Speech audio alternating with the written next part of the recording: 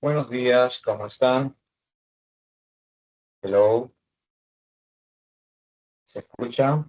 ¿Pudieron apreciar el video introductorio? Es la filmación que se realizó en 1936 de las Olimpiadas celebradas en la ciudad de Berlín. La mujer encargada de esta filmación, que va a ser una pionera en el trabajo de cámaras, hasta el día de hoy se siguen muchas de sus técnicas, que ella por primera vez, digamos, venta eh, va a ser acusada después de la Segunda Guerra Mundial de haber hecho esta filmación y otras durante el gobierno, lamentablemente, del Partido Nacional Socialista. Y por ese motivo va a quedar prohibida de trabajar. Es una de las profesionales que quedan prohibidas de volver a trabajar en Alemania. Ella es Leni Riefenstahl. Y este video, que es sobre las antiguas Olimpiadas, ¿no?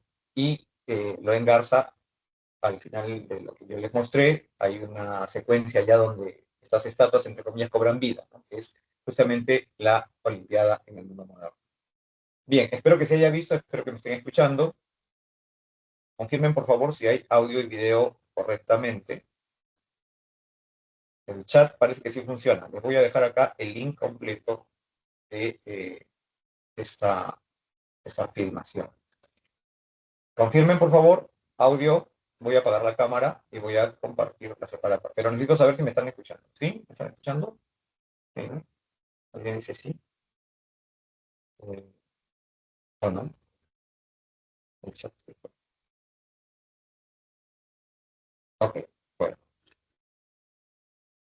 Hacemos entonces a lo que sería el desarrollo del tema. El zorro sabe muchas cosas, pero el erizo sabe mucho de una sola. Conocimiento superficial versus conocimiento profundo. ¿Qué es lo preferible? Arquíloco, poeta griego. Ya en la época de Grecia se discute acerca de la importancia del conocimiento y si este es o no es útil, cuánto de conocimiento debe poseer una persona o no, etc. Grecia es el nombre que se le ha dado modernamente a este territorio. Zona de los Balcanes, la península de los Balcanes, la península del Ática, la península del Peloponeso, ¿no? Recibe el nombre de Grecia, pero nunca existió Grecia. Es un nombre que se le ha dado a partir de la conquista romana. Esa área que ustedes ven es el Mediterráneo y el Mar Negro. Las costas sombreadas con rojo corresponden a asentamientos griegos. Los griegos están divididos en cuatro grandes grupos: los jonios, eolios, aqueos y dorios, que llegan, ¿no? Ellos no son de la región, ellos llegan de la región que está por aquí, la región que está por aquí, que es entre el Mar Negro y por aquí hay otro mar, ya imagínense esto, un mar, es el Mar Caspio. Esta región de acá son los montes Cáucasos. De aquí salen las invasiones arias, que van a llegar hasta la India. ¿Se acuerdan? Los grupos indoeuropeos que llegan a la India, que llevan el sánscrito. Bueno, hay otros grupos que se van en esta dirección, otros que van en esta dirección y otros que van en esta dirección. Bueno, ya no se ve dónde. Vamos a bajar. Que se van en esta dirección. ¿Llegando a dónde? A la zona de lo que ahora es. A la zona, a la zona que ahora sería, pues, casi digo algo que no debo decir. Eh, bueno, por aquí, vamos a hacerlo con dibujito. Por aquí. Por aquí es Alemania, aquí es Escandinavia, aquí va a ser los grupos latinos, y aquí van a ser las cuatro grandes tribus de dorios, ¿no? Los dorios, los jonios, ¿no? Los eolios y los aqueos. Pues bien, esas son migraciones de grupos llamados arios, grupos que tienen en común algunas características, pero no son una raza, por si acaso. Y estos son los montes Cáucaso, algo así como los Andes, ¿no? En esta región, entre el Mar Negro y el Mar Caspio. ¿Ok? De ahí vienen los medos, vienen los persas, vienen los eh, pueblos que atacan a la civilización del Indo, dando origen a los pueblos de la India clásica, ¿no? Vienen los germanos, vienen los vikingos más adelante, ¿no? Todos son herederos de esta migración inicial. Dicho esto, ¿no? En el caso de los pueblos o de estas 4 tribus, que se señalan ellas mismas como descendientes de un progenitor común, que sería heleno. ¿Okay? Por eso también se le conoce como los pueblos helénicos, ¿no? Heleno. Él sería el padre de estos 4, y esta región sería llamada después la Hélade, ¿no? El territorio de los helenos. Dicho esto, vamos a ver, a ver si desaparece esto acá. La ubicación, ¿no? La Grecia continental, compuesta por la península del Peloponeso, la península del Ática y las regiones de Etolia y Tesalia, ¿no? Esa es la Grecia continental.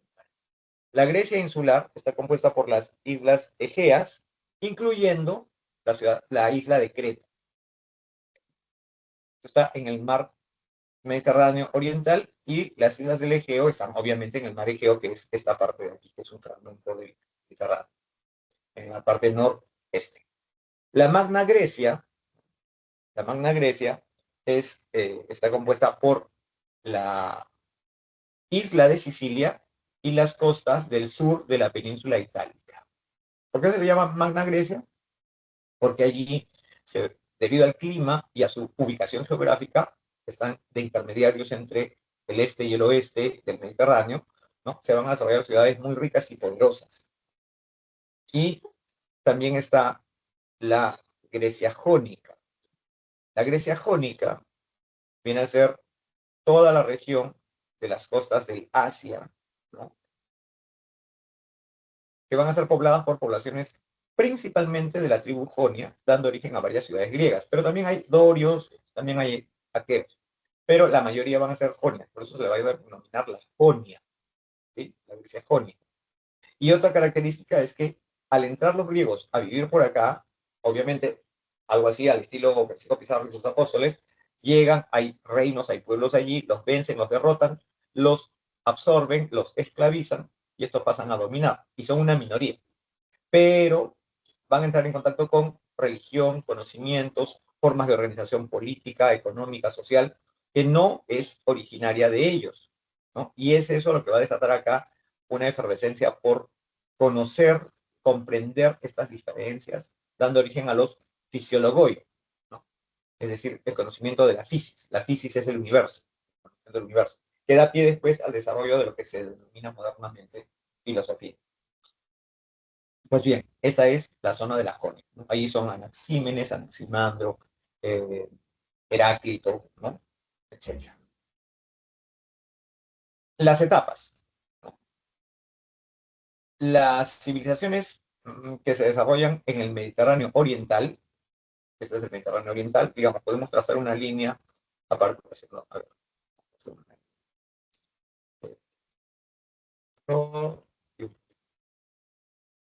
una línea acá. Este es el Mediterráneo oriental y este es el Mediterráneo occidental.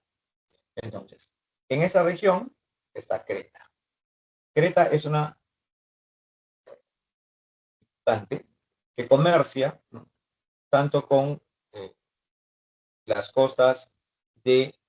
Vamos a tratar de borrar todo esto. Y, va a comerciar con Egipto, con las costas de Cercano Oriente, con las costas de Asia Menor, cuando todavía no había los jonios. Creta es muy, muy anterior a los griegos, o sea, las tribus dorias, jonias, todavía no existen. Y también va a comerciar Creta con el Peloponeso y con el Ática. Quienes habitan acá son los pelasgos, ¿ok?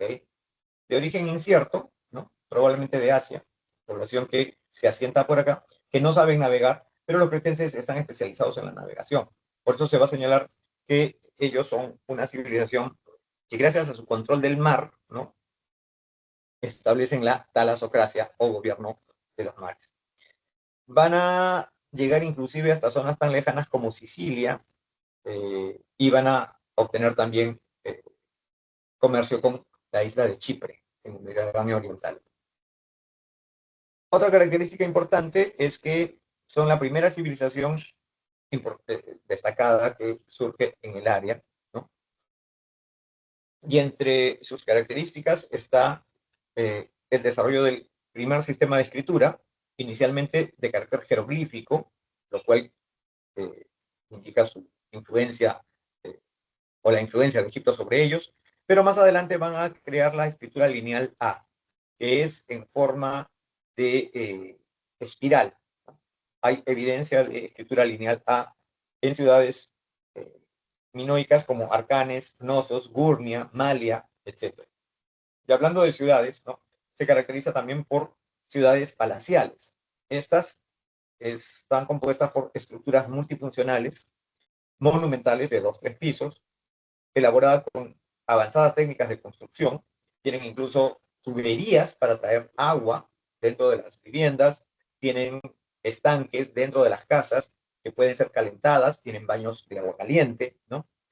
Eh, áreas de almacenes, patio central, numerosos locales para vivienda, salones de recepción, vestíbulos, corredores, talleres artesanales.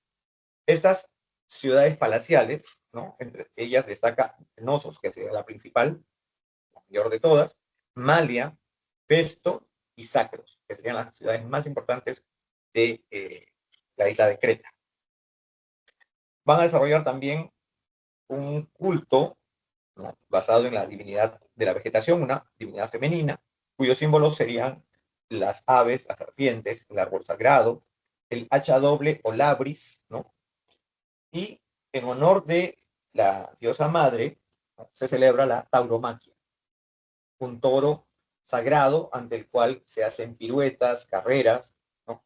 Sin necesidad de matar ni a los hombres, chicos y chicas que hacen esto, jóvenes los que realizan estas actividades de alabanza a la diosa madre a través del toro sagrado, ni tampoco matar al toro, ¿no? Porque es un ser considerado sagrado. De allí que se supone que los cretenses también provienen de Asia. ¿Por qué? El toro, donde es sagrado, está presente, representado en los Lamasus, está presente en Persépolis, en la cultura mesopotámica.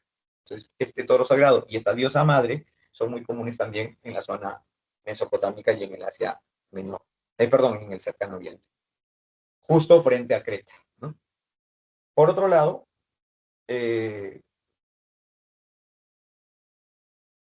esta sociedad va a terminar expandiendo su comercio, dijimos, con estas zonas, y al momento de la llegada de los pueblos aqueos, ¿no? Inicialmente, que conquistan a los pelasgos, se mezclan con ellos y pasan ellos, los aqueos, a ser tributarios de Creta. Finalmente van a aprender el arte de la navegación y van a lanzar un ataque sobre Creta. Creta no tiene forma de defenderse de un ataque formal. ¿Por qué motivo? Porque las ciudades palaciales no tienen amurallamiento, ¿no? El término talasocracia, que fue acuñado por Tucídides, ya cuando los cretenses eran historia vieja como Chavín hoy en día, se le había pasado miles de años, Tucídides supone que los cretenses gobernaron a través de una barrera natural que era el mar. El imperio hitita, el imperio asirio, el imperio babilónico, el imperio de los faraones, son imperios de tierra. Por lo tanto, ninguno de ellos puede ser una amenaza para Creta. Creta controla el mar a través de una flota que la hace totalmente impenetrable. Por eso sus ciudades no tienen murallas. Nadie se va a atrever a atacarlos, ¿no? Excepto estos forajidos de los micénicos, que van a partir justamente desde la zona del Ática y el Peloponeso a atacar. Vencidos los cretenses, ¿no? Su superioridad cultural va a permitir lo siguiente: sobrevivir algunos de sus elementos culturales en la sociedad que se crea después, que es la sociedad micénica. Los micénicos van a adoptar la forma escrita, ¿no? Dando origen a la escritura lineal B, que es la forma escrita más antigua de la lengua griega arcaica. En el comercio van a reemplazar los micénicos a los minoicos, así que van a tener que entrar en contacto también con Egipto, con el cercano oriente, con Asia Menor, y van a pretender llegar desde aquí a esta zona. Esta zona es muy rica en cereales y oro. ¿Okay? Aquí está la península de Crimea, Ucrania está por acá. O sea, hasta el día de hoy es una zona de conflicto, ¿sí? Para llegar hasta acá, tienen que pasar por este estrecho, el estrecho de los Dardanelos, que da acceso al Mar Negro desde el Mar Egeo. Aquí se encontraría la ciudad de Troya, que cobraría un peaje para poder ingresar y otro peaje para salir, un impuesto de entrada y salida. Los micénicos se oponen y entonces se desata una guerra, ¿no? Una guerra de ciudades confederadas contra una gran ciudad que controla el acceso al Mar Negro. Ya sabemos por qué quieren entrar al mar. El apoyo de los pueblos del interior a Troya va a permitir que esta resista, según la leyenda, por 10 años. Y finalmente, esta guerra tan larga desgasta a los micénicos que triunfan sobre Troya, la destrozan, la destruyen, la queman, y luego retornan sus jefes militares y reyes a sus territorios de origen. Pero al regresar se han debilitado, ¿no? Y ha ocurrido una, digamos, crisis política, social y demográfica en las ciudades de origen. Este debilitamiento va a ser aprovechado por un nuevo grupo, ¿no?, de invasores que son los primos de los aqueos, que vienen a ser los dorios. Estas invasiones dorias, ¿no?, atacan las ciudades micénicas, expulsan a los reyes, los escribas, los que llevan las cuentas de los tesoros del palacio y del comercio, también escapan, la población huye y se hunde la civilización desarrollada hasta ese momento. A eso se le va a llamar la Edad Oscura. Pero ¿cómo son las ciudades del periodo micénico? Sus ciudades son básicamente amuralladas. En el caso de Micenas destaca, por ejemplo, la Puerta de los Leones, y también está Orcómeno, Atenas, ¿no? Tirinto, Midea, Argos, Tebas. Tienen una acrópolis amurallada, terrazas, grandes patios, talleres artesanales, todo rodeado por murallas cíclopes, o sea, murallas hechas con rocas incluso de varias toneladas, algo así como Sacsayhuamán, ¿no? O Machu Picchu. Fuera de las murallas están las casas y las tumbas. Y las tumbas se dividen en dos tipos, las llamadas tumbas subterráneas o de pozo y las llamadas tolos, que son plazoletas amplias, circulares, excavadas en la vertiente de una colina, ¿no?, a la cual se accede a través de un corredor. Allí están colocados la cámara funeraria y al costado una cámara lateral compuesta del ajuar funerario. En cuanto a las tumbas subterráneas, ¿no?, estas son una especie de pozos con los ajuares funerarios y el difunto en el fondo, una especie de tumbas especiales para los jefes principales o los reyes.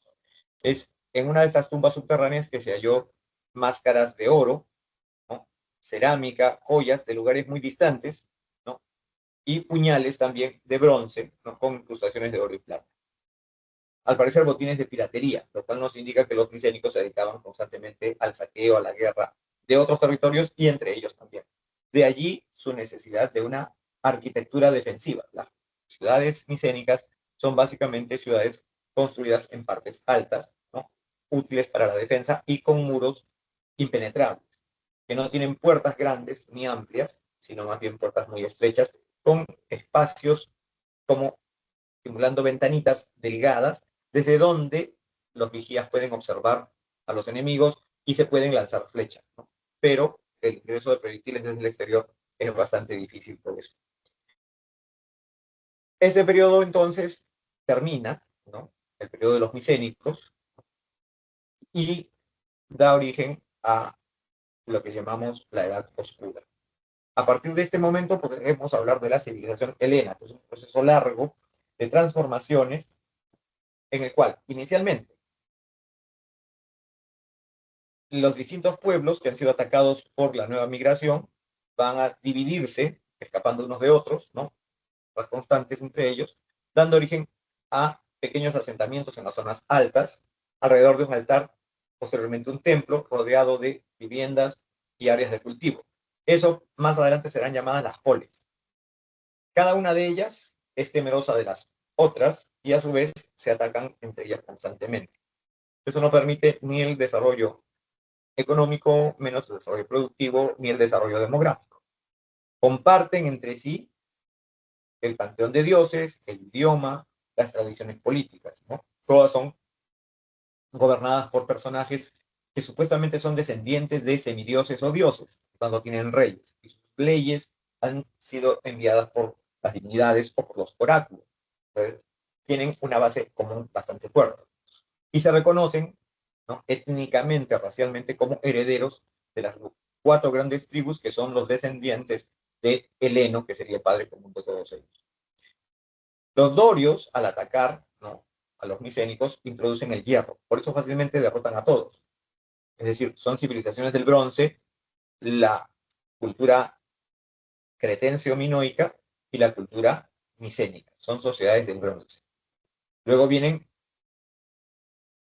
a caballo con hierro, armas de hierro, ¿no?, los dorios.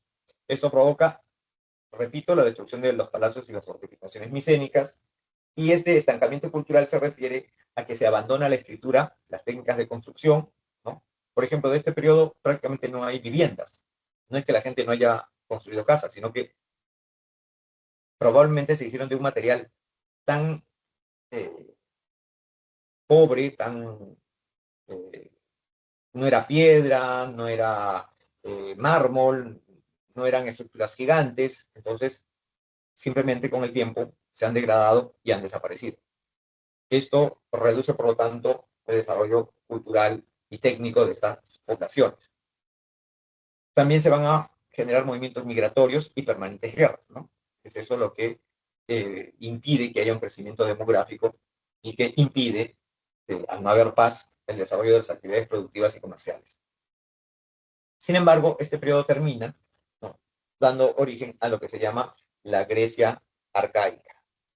El periodo de la Grecia arcaica se refiere principalmente, ¿no?, al inicio de las primeras Olimpiadas. Según algunos, en el 776 a.C. se habría celebrado la primera Olimpiada, y este periodo duraría hasta las guerras médicas en el siglo V a.C. En todo este periodo ocurren varios cambios.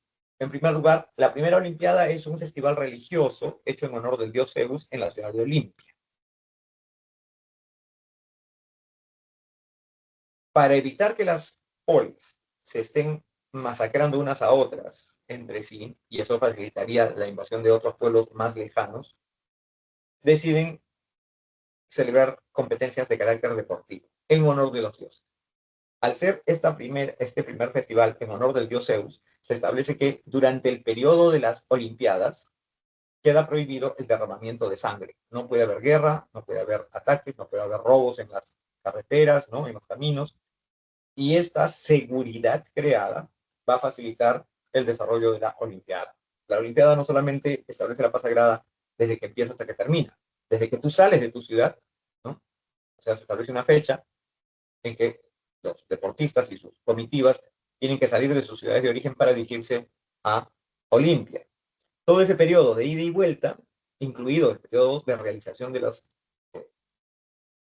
competencias deportivas en Olimpia en honor del dios Zeus, están cubiertos por la paz sagrada. Al encontrarse distintas poblaciones, distintas comitivas, grupos de las ciudades, van a encontrarse con que tienen el mismo idioma, reconocen a los mismos dioses, pero tienen cosas distintas. Unos producen aceitunas, otros producen vino, otros producen aceite de oliva, otros tienen cerámica, otros tienen textiles más elaborados o pintados con colores diferentes, y comienza entonces la necesidad de comercio.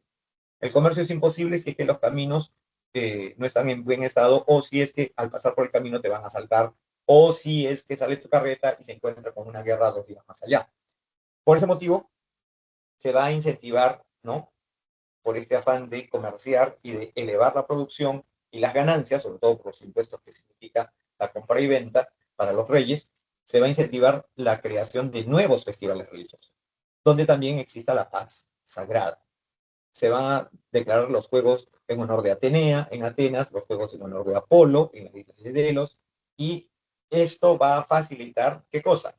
El crecimiento de las actividades productivas, comerciales y la población. La población va a comenzar a crecer a tal punto que ya no van a alcanzar dentro de su propia polis. Algunos van a exigir entonces que se hagan reformas agrarias o reformas en la propiedad, porque ya no alcanza la tierra para todos, ni el espacio urbano alcanza para todos. Es ahí donde empiezan amenazas a conflictos sociales internos, y esto va a generar una salida bastante peculiar, la colonización. La colonización va a consistir en que la población que, digamos, no tiene forma de vivir dentro de su propia sociedad, no tiene los medios, se lanza a la conquista, ¿no? En otros territorios. Algo así como Pizarro era un pobretón mal visto, discriminadito, excluido social, ¿no? Allá en su tierra de origen.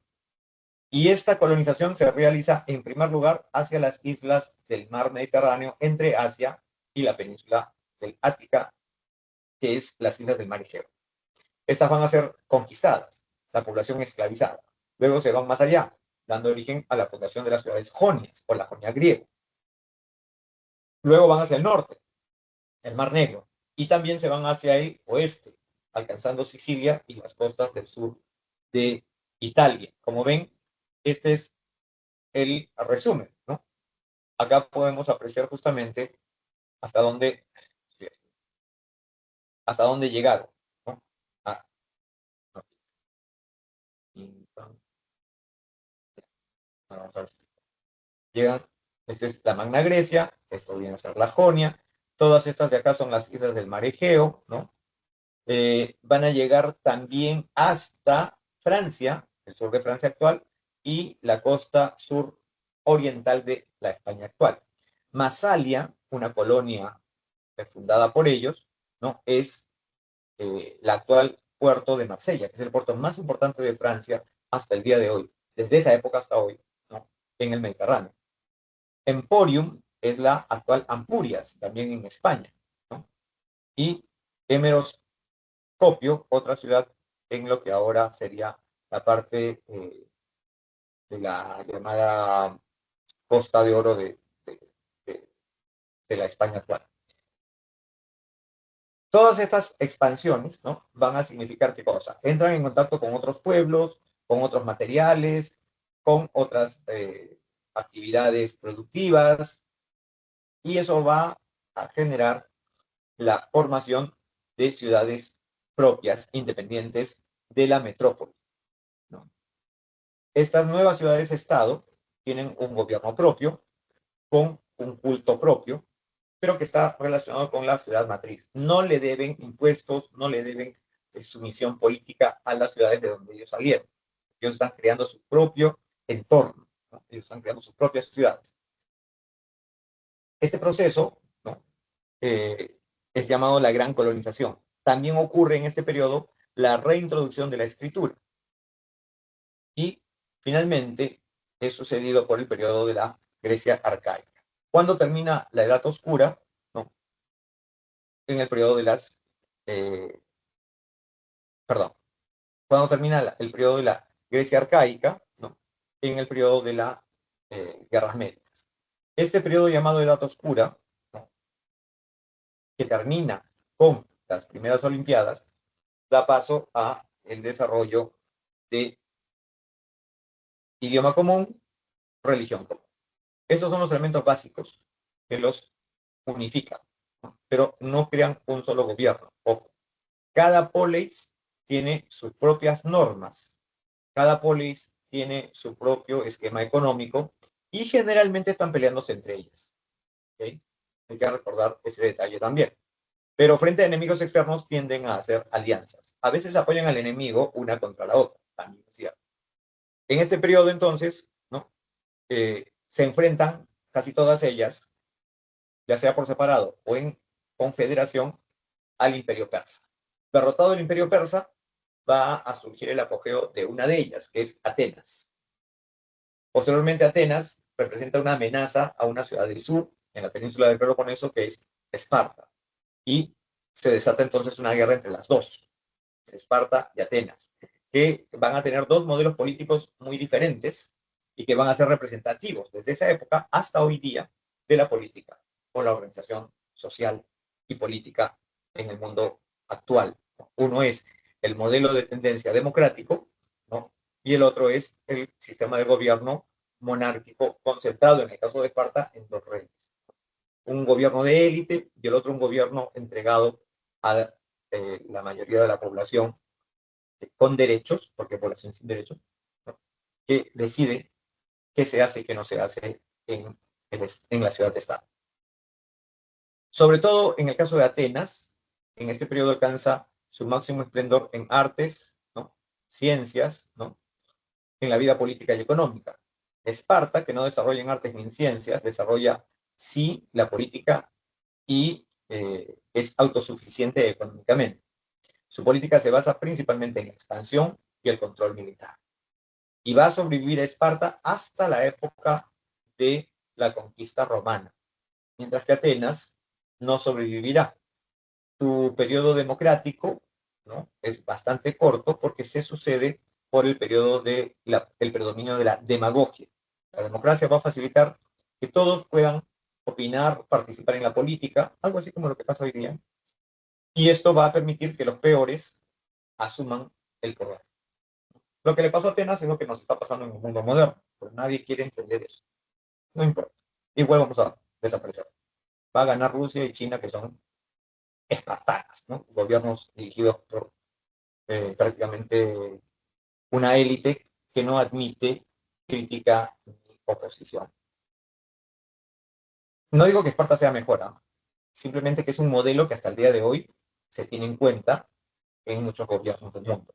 Atenas igualmente, todavía sigue siendo un referente. Pero en Atenas, la democracia va a dar origen al fenómeno de la demagogia, porque para convencer a los demás hay que hablar bien. Y entonces surge la demagogia, que es hablar muy bonito, aun cuando digas disparates o mentiras, y con eso consigues la aprobación popular, que no tiene a veces mucha capacidad para entender las cosas, pero le suena todo tan bonito y tan bueno que acepta, apoya a ese candidato y luego viene el desastre. Y Atenas pasó por el desastre. Ese desastre serán las guerras del Peloponeso, generadas justamente en las discusiones y el debate entre los ciudadanos en la Asamblea General de los Atenienses. Este periodo de conflictos entre Esparta y Atenas, llamadas las guerras del Peloponeso, debilita a ambas, ¿no? Porque la derrotada Atenas, sometida por Esparta, Esparta comienza a tratar de presionar a sus aliados y a los vencidos. Y es ahí donde se levantan Tebas y Corinto.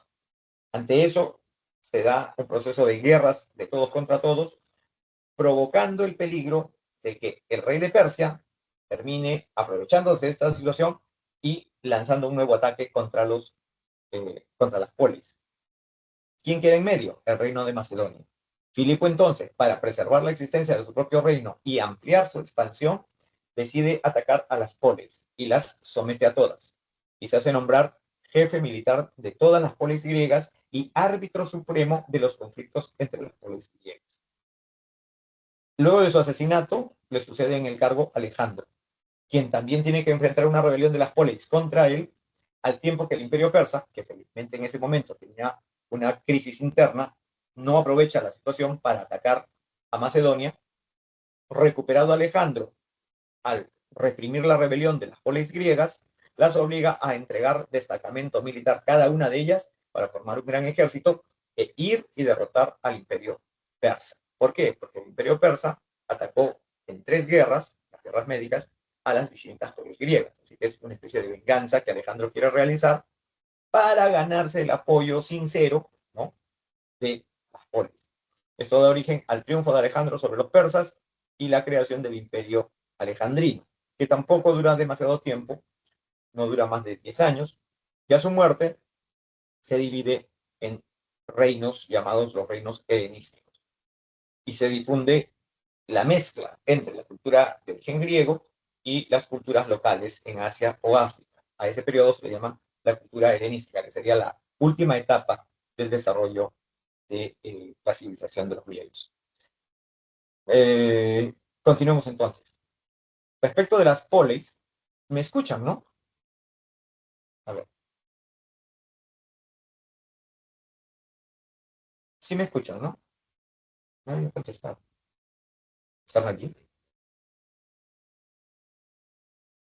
Sí se escucha, profesor. Sí, ahí va, perfecto. Eh, entonces, hablando de los modelos sociales y políticos. Recordemos una cosa, todas estas polis que provienen toditas del periodo posterior al ataque de los dorios, viene la Edad Oscura, y se van formando estas aldeas alrededor, repito, de un templo, de áreas de cultivo, y obviamente quien dirige esto va a ser considerado hijo de un semidios o de un dios. Así que todas las polis inicialmente tienen reyes. Los reyes con el tiempo van a ir siendo cuestionados por la nobleza guerrera, que termina quitándole poder al rey y colocándose al mismo nivel que el rey. Cuando la nobleza guerrera asume esta función, el gobierno pasa a ser llamado gobierno de la aristocracia, uno de los mejores, los históricos. Pero en este proceso, recuerden, también se va dando la pacificación de las polis. Al pacificarse las polis, se incrementa la producción, el comercio, se da origen a la colonización y entonces llegan productos de acá y de allá, produce cerámica, te enriqueces con la labor manual y con el comercio. Es ahí donde los grandes potentados del comercio se dan cuenta que pagan muchos impuestos al gobierno, pero que el poder político está en manos de los aristócratas de origen guerrero y que son terratenientes. Ellos, en cambio, son los que producen y obtienen dinero en mucha mayor cantidad que los productores de las chacras, que son los terratenientes.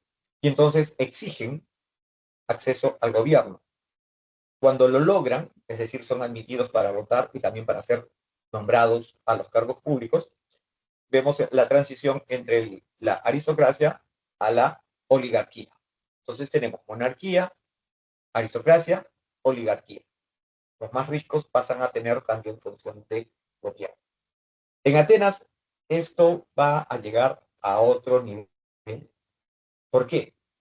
Porque los que no tienen dinero, el zapatero, el que vende 5 ceramios al día, no vende pues miles de ceramios al día, sino cinco vasijitas, 5 ollitas, 5 teteritas, ¿no? Es pobre, ¿no? Pero también es descendiente de los conquistadores jonios, o de los conquistadores dorios, o de los conquistadores aqueos o eolios. ¿Qué sucede? Esta gente se considera desplazada, se considera excluida, discriminada socialmente, ¿no? Entonces también quieren igualdad de derechos. Igualdad de derechos significa derecho a votar, a elegir y derecho a ser elegido. En Atenas lo logra. Cuando el demos logra participación política, estamos ante el fenómeno de la democracia. Es decir, las formas de gobierno van a pasar de monarquía, aristocracia, oligarquía, democracia. Pero entiéndase democracia a los atenienses. ¿Y quiénes son atenienses? Atenienses son los hijos de padre y madre atenienses, a partir de la reforma de Pericles. Son ciudadanos varones libres, ¿no? No son esclavos, son hijos de atenienses, pero son una minoría en Atenas, porque la mayoría en Atenas son de origen extranjero, los metecos y los esclavos. Entonces, la democracia no es para todos, la democracia es para una minoría que se reconoce como igual entre sí por ser descendientes de los conquistadores. ¿Cuántos García, Rodríguez, Tellos, Pizarros, Almagros o Toledos hay en el salón? Bueno, todos nosotros, mis apellidos también son castellanos, somos descendientes de los conquistadores, tenemos derechos. Los que se apellidan con un apellido que no sea de origen castellano, español, lo lamentamos, pero o son metecos o son esclavos. Si nos ponemos, felizmente en el Perú la mayoría tiene apellido español, aun cuando vive en Chumbiví. Pero en Atenas no era así. En Atenas había extranjeros que nacían en Atenas, pero no perdían su condición de extranjeros. ¿Okay? El derecho de ciudadanía es por sangre, no es por nacimiento. Eso se llama jus sanguis. Hay muchos países todavía hoy en el mundo que conservan el derecho del jus sanguis. Solo son ciudadanos los hijos de los pobladores originales. Los extranjeros que llegan, sus hijos, nacen en el territorio, pero no son ciudadanos. Son también extranjeros. ¿Okay? En el Perú, aceptamos a los que nacen acá. En Estados Unidos, naces ahí, eres gringo. Pero en el caso de Suiza, así nazcas tú, tu hijo y tu nieto en Suiza, sigue siendo peruano. No te van a dar la nacionalidad suiza nunca. Australia es igual. Allí se aplica el jus sanguis todavía. Y en el caso de Atenas, la democracia es creada para una minoría, porque los conquistadores y sus descendientes son minoría. A nivel de las reformas legales para lograr estos cambios, ¿no? Primero tenemos al gran legislador Dracón, que es el primero que pone las leyes por escrito, que es el llamado Código Severo, ¿no? Cuyas reformas, ¿no?, significan penas muy drásticas. Por eso se habla también de leyes draconianas o normas draconianas. Pero antes de 100 años ya la población está nuevamente insatisfecha. Y aparece entonces Solón, a quien se le encarga hacer una reforma legislativa. Él divide a la sociedad ya no en base a la sangre, ¿no?, una aristocracia, las familias reales, no, sino que en función del dinero. ¿Cuánto dinero tiene cada uno? Porque hay descendientes de reyes que ahora están pobres y hay descendientes de los antiguos guerreros terratenientes que al tener muchos hijos han tenido que dividir su hacienda, su propiedad agrícola, y entonces son pobres también. Los que tienen un hijo, bueno, pasa de uno a uno y se mantiene la gran propiedad, pero no todos lo han hecho así. Esto significa que la sociedad ateniense queda dividida en 4 grandes grupos en base a la cantidad de dinero que tienen. Y según la cantidad de dinero que tienen, van a pagar impuestos. Los que más tienen pagarán más, los que menos tienen no pagan nada. Ese último grupo queda excluido de la función política. No tienen derecho a votar ni tienen derecho a ser electos. ¿Por qué? Porque ellos no pagan impuestos para el sostenimiento del Estado. Por lo tanto, no se van a encargar de administrar el Estado. Estamos hablando de Atenas. Pero no falta la gente que dice, pero ¿por qué me discriminan si soy pobre? Si yo soy de acá, ¿por qué me excluyen? Bueno, eso que suena muy moderno, muy típico de las marchas, es muy ateniense, ¿no? Porque justamente va a haber un político de nombre Clístenes quien va a tomar este reclamo de la gente y les va a ofrecer que si votan por él, ¿no?, si lo apoyan, él va a ayudar a los pobres que son atenienses, no a los pobres metecos ni a los esclavos, sino a los atenienses, ¿no?, a, primero, derecho a votar y luego derecho a ser elegidos. ¿El problema cuál es? Ir a votar significa que tú te trasladas del lugar donde estás a la zona de votación, que te puede tomar horas, y entonces tu negocio, tu pequeño trabajito, ¿no?, recuerda, eres pobre, lo descuidas. Entonces, ¿quién te va a dar de comer? Clístenes dice, voten por mí y yo les daré, a los que vayan a votar, se les va a dar un pago, que va a alcanzar para cubrir su alimentación de un día. Él y su familia. Ok, entonces vamos a votar por él.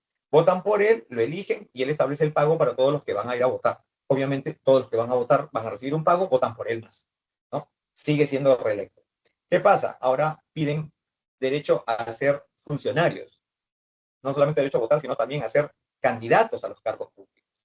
Y allí Clístenes sabe, y los pobres también saben, que si los eligen, la elección a un cargo público es un honor. ¿Quién te paga? Te lo pagas tú, no te lo paga nadie. Entonces los pobres dicen, nosotros no tenemos plata, así que no podemos ejercer los cargos públicos, porque si trabajamos para la ciudad, ya no vamos a poder trabajar en nuestro negocio. Y entonces, ¿quién va a dar de comer a nuestras familias? Eso es una discriminación, porque de esa manera solamente los ricos pueden ejercer los cargos públicos. Clístenes, que es tan generoso, declara que si votan por él, él va a dar una nueva ley. Esa nueva ley será que todo aquel que es pobre y es electo a un cargo público, el Estado le va a pagar por su función. Ahí aparece el pago a los funcionarios públicos.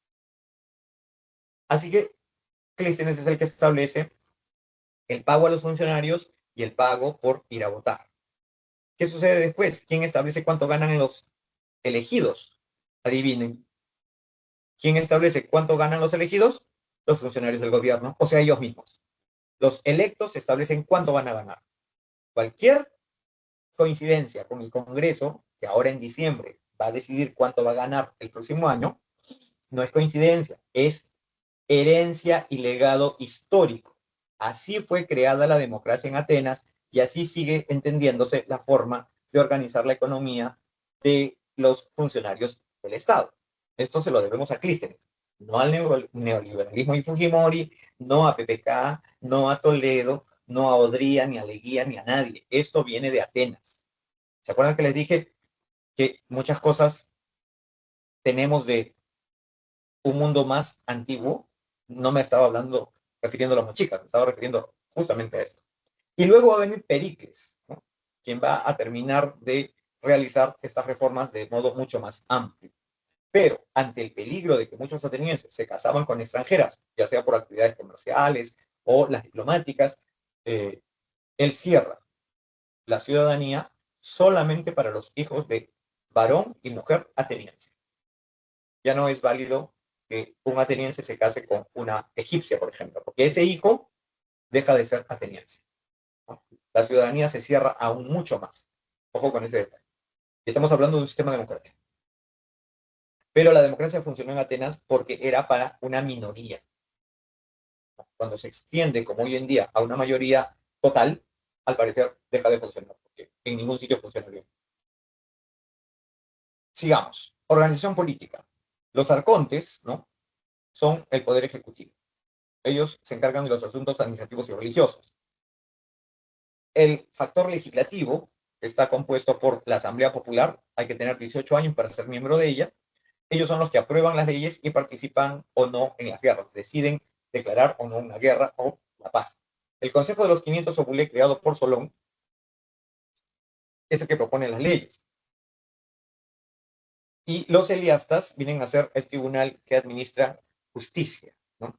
También está el Areópago, que es un tribunal superior de justicia, pero dedicado básicamente a los delitos menores. En la época de la monarquía asesoraban a los reyes y era un tribunal importante, pero se les va a ir quitando justamente poder, para restar el poder de los antiguos aristócratas. En el caso de Esparta, ellos no son jonios, sino dorios. Atenas es una ciudad fundada por los jonios, Esparta fundada por los dorios, que se funda luego de las conquistas en el Peloponeso, ¿no?, en esa región, y se dedican principalmente a actividad agropecuaria.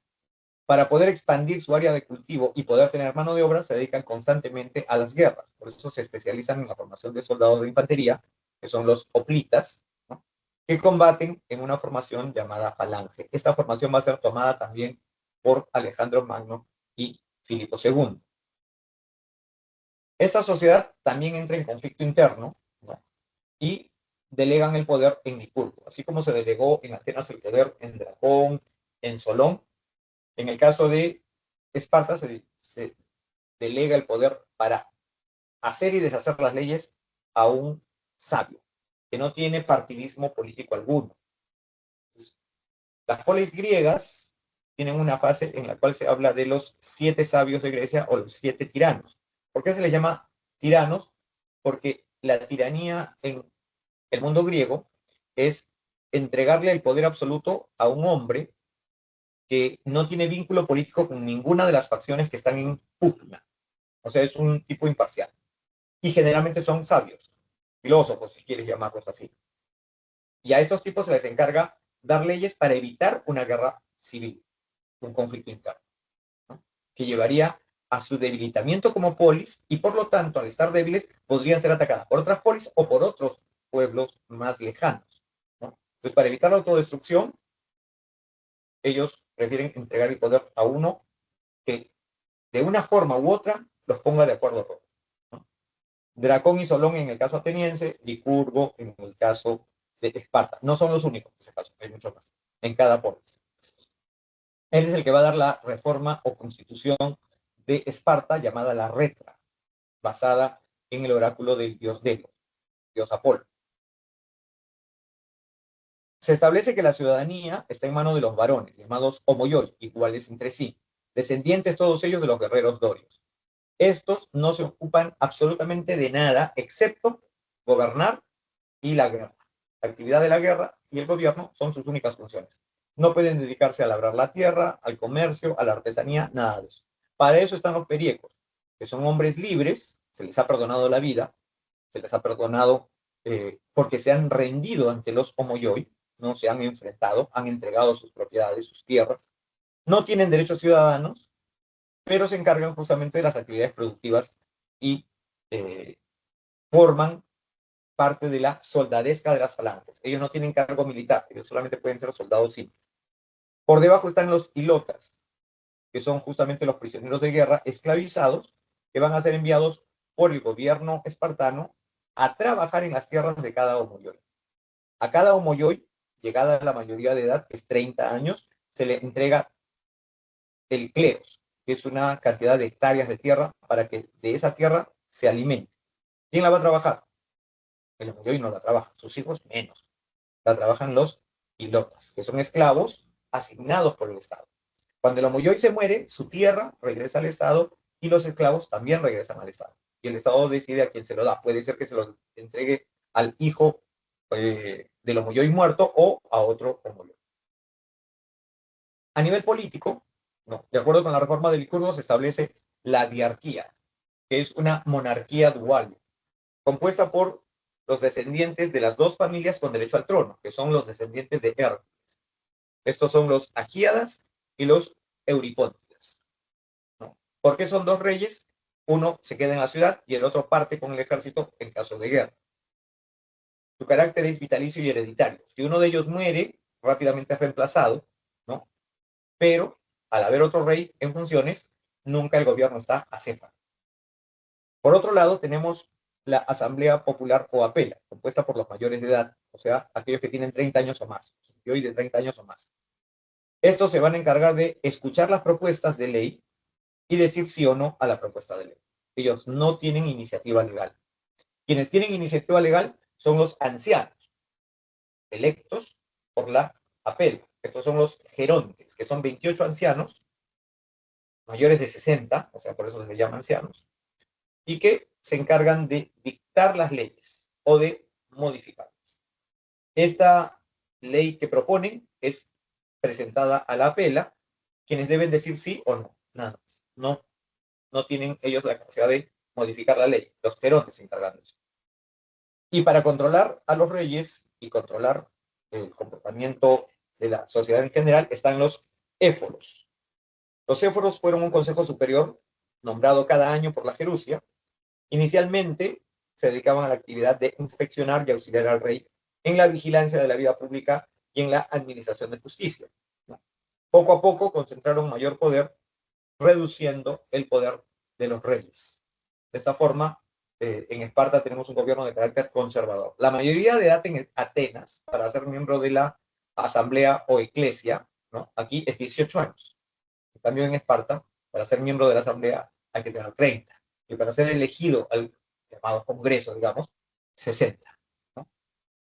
Quizás algo de eso deberíamos de saber para acá.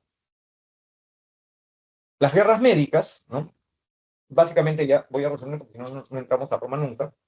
En el caso de las guerras médicas, estas se desarrollan por la expansión del imperio persa dirigido por Darío I, que entra en la región de Tracia, Macedonia y las costas de Asia Menor. La sublevación de los jonios con apoyo de Atenas va a provocar el castigo de Darío, que daría origen a la Primera Guerra Médica. Sin embargo, los atenienses vencen, ¿no?, al mando de Milciades en la batalla de Maratón. Posteriormente, un nuevo rey, Jerjes, dirige una nueva expedición de castigo, ¿no? En esta, la primera batalla es la batalla de las Termópilas, donde el rey persa, el rey espartano Leónidas, ¿no?, es vencido. Luego de esto, los persas saquean e incendian la ciudad de Atenas. Los atenienses han huido, han enviado a sus mujeres y sus hijos a las islas más cercanas, pero ellos se han refugiado en barcos, pretendiendo huir y fundar una nueva ciudad en la zona de la Magna Grecia. Temístocles, su líder, los insta a luchar y finalmente se enfrentan a la flota de los persas en Salamina. Esta victoria, ¿no?, va a ser muy importante porque va a simbolizar el triunfo de Atenas sobre el imperio persa, ¿no? Hasta el día de hoy eso se ve como el triunfo de la democracia, por muy chiquitita que sea Atenas, contra el imperio de la opresión y la dictadura. Pero el ejército en tierra, esa es la flota persa derrotada, pero el ejército en tierra está al mando de Mardonio, uno de los funcionarios del rey Jerjes. Él será derrotado por las tropas del rey Pausanias de Esparta en Platea y Micala. Con eso termina la Segunda Guerra Médica, ¿no? 2-0. Y finalmente se forma la Liga de Delos el 478 a.C. por iniciativa de Arístides, ciudadano ateniense, quien considera que los persas van a volver a atacar. ¿no? Y hay que estar preparados. ¿Qué hacen entonces los de la Liga de Delos, dirigidos por Atenas, que crea una alianza de ciudades jonias? Enviar un ejército contra el rey de Persia en territorio asiático. Esto es la paz, la victoria en la batalla del río Eurimedonte, al sur de Asia Menor, por la cual Simón derrota a los persas. Se firma entonces la paz de Calias o paz de Simón. Consecuencias de esto, el imperio persa entra en decadencia, ¿no? Se establece la hegemonía ateniense sobre el mar Egeo porque se prohíbe a y sus aliados entrar en este mar. Acá solamente tienen derecho a comerciar y navegar la flota ateniense y sus aliados. Queda como única potencia, como única polis autorizada a construir barcos de guerra, Atenas. Las demás tienen que comprarle a Atenas. Y otro, se concede la independencia, la libertad a todas las ciudades jonias. Todas las ciudades griegas de Asia Menor quedan ahora libres del yugo de Persia. En compensación, se le reconoce al rey persa la propiedad de la isla de Chipre, muy rica en cobre, ¿no? Es así como terminan las guerras médicas. Este apogeo político-militar de Atenas va a llevar a su apogeo cultural. Se habla del ciclo de Pericles porque Pericles será el próximo hegemón de los atenienses y bajo su gobierno él va a incentivar, ¿no?, varias cosas que son: uno, secuestrar el tesoro de la Liga de Delos, que estaba ubicado en la isla de Delos, dedicado al dios Apolo, y él la lleva a Atenas. Luego que introduce el dinero en Atenas, declara que como Atenas fue saqueada e incendiada por los persas, todos los aliados deben ayudar a Atenas a ser reconstruida, porque es Atenas la que ha salvado a todos. Así que ese dinero dedicado a la defensa ahora será usado para construir el Partenón, para mejorar la ciudad y recrearla en mármol, ¿no?, que es lo que ahora podemos ver, al menos lo que ha quedado en Atenas moderno. Esto va a ser motivo de protestas, reclamos y rechazo por parte de muchos aliados. La respuesta de Pericles es enviar a su flota de guerra a atacar a los aliados y someterlos, y encima cobrarles un tributo mayor que antes. Debido a esto, ¿no?, es que la ciudad de Esparta teme que una Atenas mucho más poderosa, que se atreve a atacar a sus aliados, después ataque a las ciudades dorias en el Peloponeso. Y crea entonces la Liga del Peloponeso y se desata una guerra entre ambas alianzas, ¿no?, ambas coaliciones. Esta guerra, llamada Guerras del Peloponeso, ¿no?, que van a ser relatadas por Tucídides, así fue en ellas, van a terminar en la disolución de la Liga de Delos. Atenas es vencida luego de la Tercera Guerra, ¿no?, y se le ordena entregar su flota, destruir sus murallas, y queda al mando de un gobierno de atenienses nombrados por Esparta. Es el gobierno de los 40 tiranos. Esparta, hegemónica ahora, predominante entre todas las polis griegas, comienza también a cometer el mismo error de Atenas. Presiona a sus aliados para que paguen más impuestos a Esparta, bajo el argumento de yo te brindo seguridad, y eso hace que muchas ciudades se rebelen contra Esparta. Finalmente se crean alianzas dirigidas unos por Tebas en algún momento, por Corinto en otro momento. Esparta será derrotada, ¿no? Tebas y Corinto ascenderán a rango de potencias, pero también se va a desatar después una guerra entre ellas. Esto provoca la crisis y la decadencia de las polis griegas, y es ahí donde interviene Filipo II de Macedonia. Su temor, ¿no?, será que este conflicto entre las polis griegas permita que los persas se recuperen de su crisis interna y entonces lancen un ataque contra las polis directamente. Si eso ocurre, hay algo que no les conté. En esta guerra del Peloponeso, los espartanos piden ayuda a los persas. A cambio, van a entregar las ciudades griegas de la Jonia, Asia Menor. Así que ahora los persas ya están en el Mediterráneo nuevamente. Si de allí lanzan un ataque sobre las ciudades del Peloponeso y el Ática, pueden hacerle sanguchito desde el oeste y desde el este a los macedonios. Filipo entonces decide evitar este peligro. Miren cómo este hombre piensa geopolíticamente de una manera bastante sensata y casi diría brillante. Para preservar la independencia de su reino, decide atacar a las polis que están haciéndose la guerra una contra otras, bajo el argumento de imponer la paz. Vencidas las ciudades griegas, en la batalla de Queronea, se hace nombrar por los representantes de todas las polis árbitro supremo de los conflictos entre las polis y general máximo de todos los ejércitos griegos, hegemón de los griegos.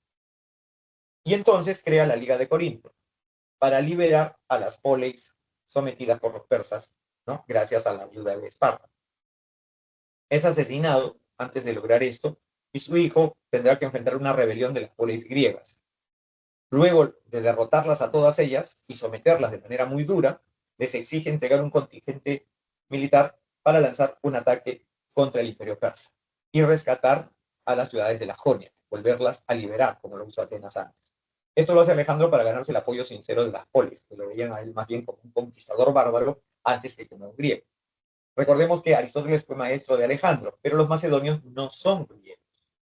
Ellos se helenizan, ellos deciden adoptar los usos, las costumbres griegas, la cultura, ¿no? Griega, pero, digamos, los griegos no los terminan de ver como griegos. Algo así como todos los peruanos somos mestizos, católicos, hablamos castellano, no vamos a la universidad, ¿no?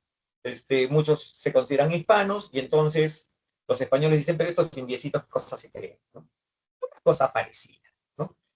Pero el éxito de Alejandro y Filipo fue que ellos lo hicieron tan bien que realmente se convirtieron en los adalides, en los estandartes de las polis griegas. Aun cuando las polis no querían eso, ellos van a llevar la cultura de los griegos hasta el África y el Asia, ¿no? Justamente al derrotar al último soberano de los aqueménidas persas, ¿no? Él gobierna llegando hasta la frontera con China en el Asia Central y conquistando la parte occidental de la India. Egipto también pasa a ser una provincia más de su imperio. Muerto en Babilonia, ¿no? Su imperio se divide entre sus generales. Alejandro se apodera, perdón, Ptolomeo se apodera de Egipto, él era gobernador de Egipto, y lo proclaman los sacerdotes de Amón, nuevo soberano faraón, hijo de Amón, en Egipto. En Siria, Seleuco, otro general macedonio, es reconocido como soberano, inicialmente como rey persa, y Antígono se declara protector de la viuda de Alejandro y de su hijo y de sus medio hermanos y medio hermanas. Y asume la regencia de Macedonia, porque el hijo de Alejandro es un niño de 1 año y medio. Desde Macedonia, Antígono se va a dedicar a ir eliminando uno por uno a todos los miembros de la familia de Filipo, a todos los descendientes de Filipo, incluidos los hermanos y hermanas de Alejandro. Luego hace asesinar a la viuda de Alejandro y al hijo de Alejandro. Por lo tanto, se hace proclamar rey de Macedonia y antes de morir entrega el trono a su propio hijo, fundando una nueva dinastía. Es así como el reino de Alejandro termina despedazado, pero al haber reyes de origen macedonio con cultura griega en los confines como Afganistán, Uzbekistán, India, Egipto, se difunde, ¿no?, la cultura griega por todos estos lugares y absorben, se mezclan con las locales. A esto se le llama periodo helenístico. Y este periodo se caracteriza por cambios también en el arte. La época arcaica, la escultura y la pintura, la cerámica griega es estática, ¿no?, rígida y simple.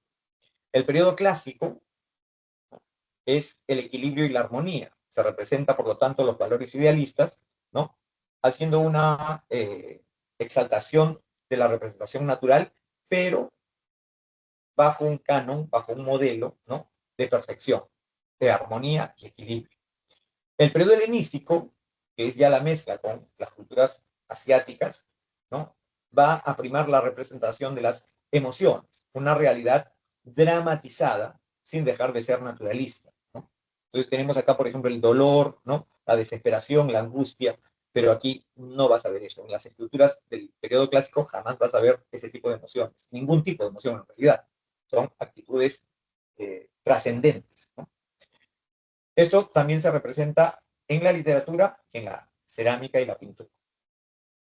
A nivel filosófico aparecen nuevas corrientes de pensamiento como los estoicos y los epicúreos, aparece el sincretismo religioso, se difunde el culto del dios Osiris y la diosa Isis en la civilización griega, aparece un nuevo dios es el dios Serapis en Egipto, una mezcla de los dioses de la medicina griegos con las figuras egipcias.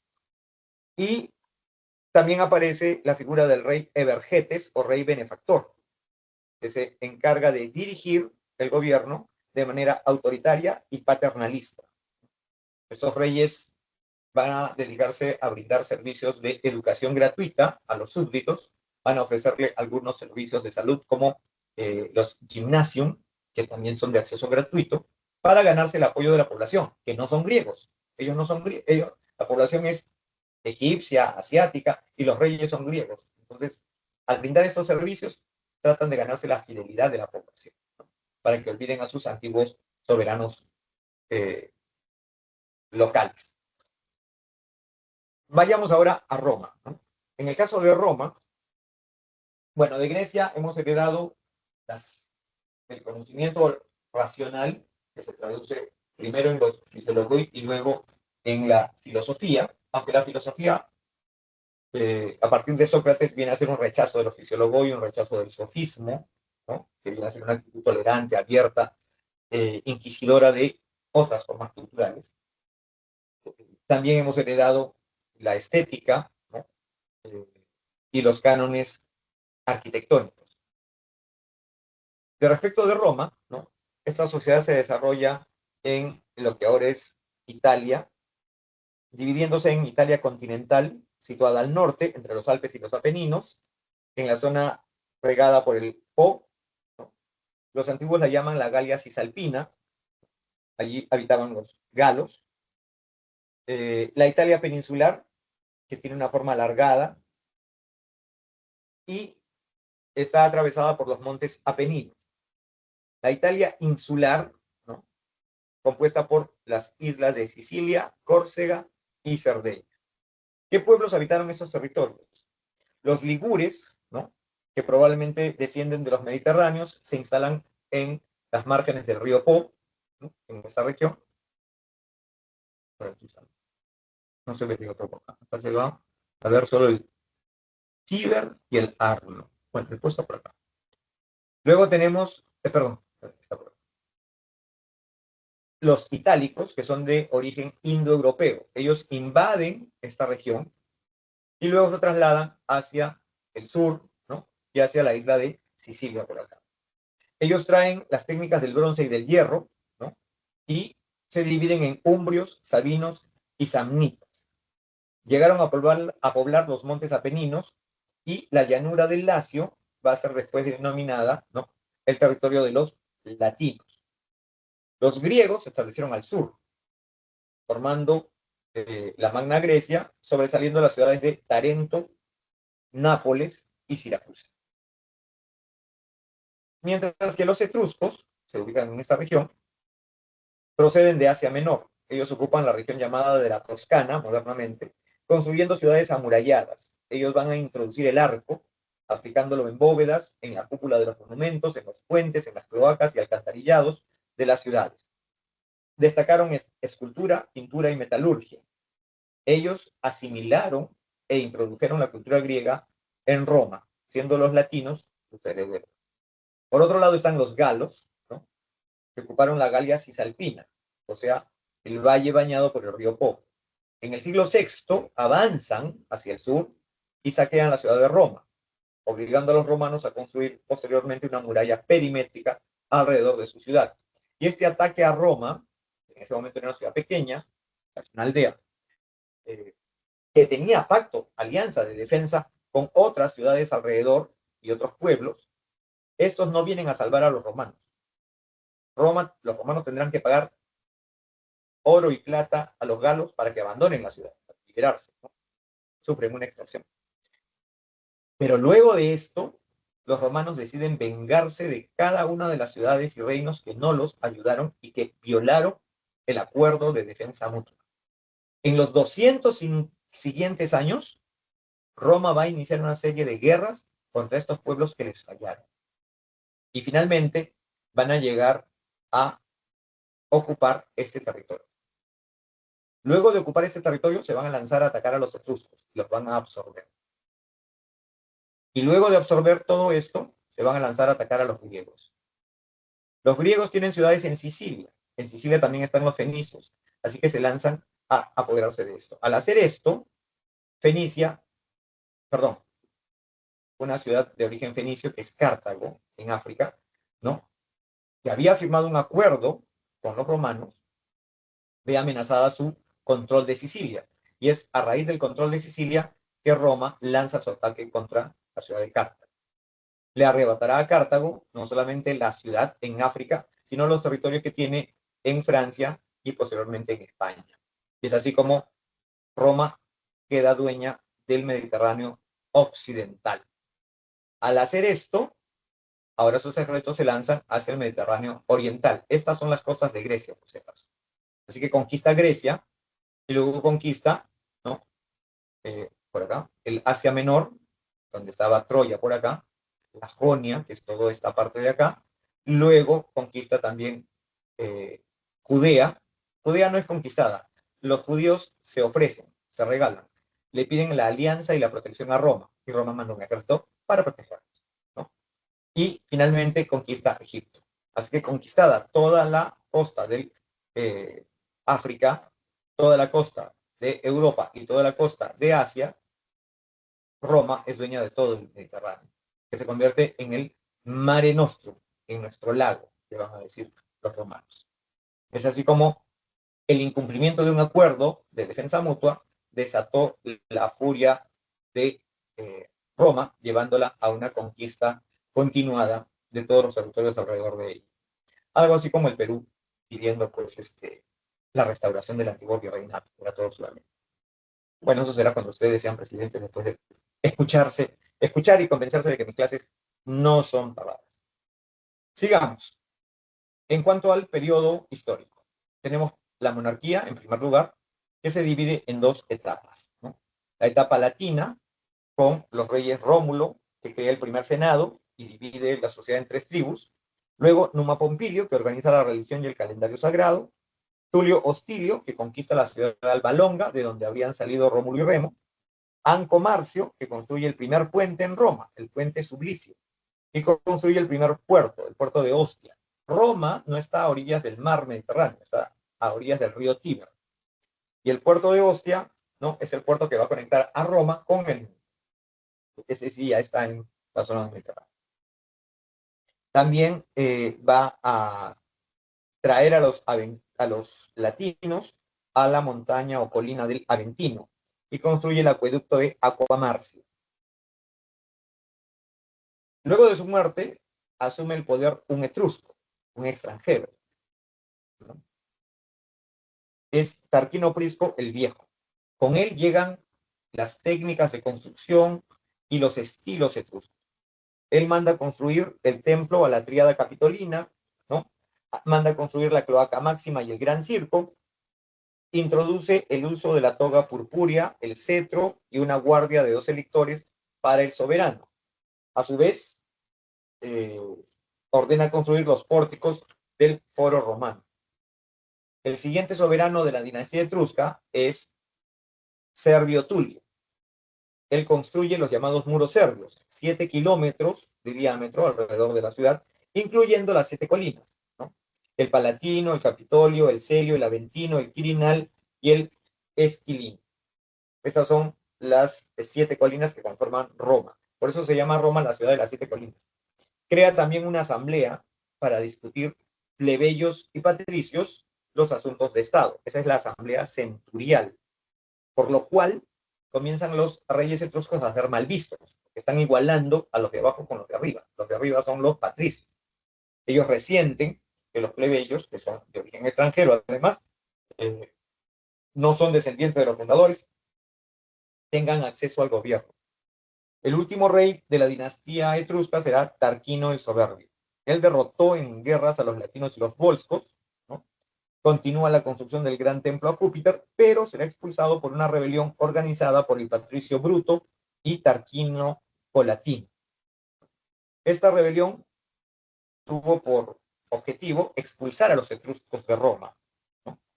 El rey será exiliado, nunca más se le permite el retorno a Roma. Pero además hay un detalle. Tarquino recibe el título de el soberbio porque no se reúne con el Senado. ¿Y por qué no se reúne con el Senado? Porque el Senado está compuesto por patricios. Vayamos a explicar esto acá. Los patricios son la nobleza, son los fundadores de la ciudad. Ellos son los que hicieron el reparto de tierras, por lo tanto son los únicos dueños de tierras. Son los que establecieron las normas, por lo tanto ellos son los que establecieron cuál es el tipo de derecho que van a tener eh, la población de Roma. Y al dividirlos en tres tribus, Rómulo, el primer rey, Rómulo establece una asamblea de representantes de las tres tribus para asesorarlo. Esos son los pater senectus, que reunidos conforman el Senado. Son 100 por cada tribu, así que el Senado inicialmente está compuesto por 300 patricios, que son dueños de tierras, que son los que establecieron las leyes o son hijos de los que establecieron las leyes, y que por lo tanto dirigen toda la sociedad. Estos patricios tienen todos los derechos. Más adelante irán llegando personas a Roma que no son fundadores, sino que son llamados por ese motivo plebeyos. Como han llegado después, ya no hay tierra que repartir, así que no tienen tierras. Tampoco tienen derechos. Van a ir entonces ellos trabajando, ofreciendo sus servicios y van a ir desarrollando con el crecimiento de Roma actividades que los romanos no hacen. Los romanos por tradición se dedican a la tierra.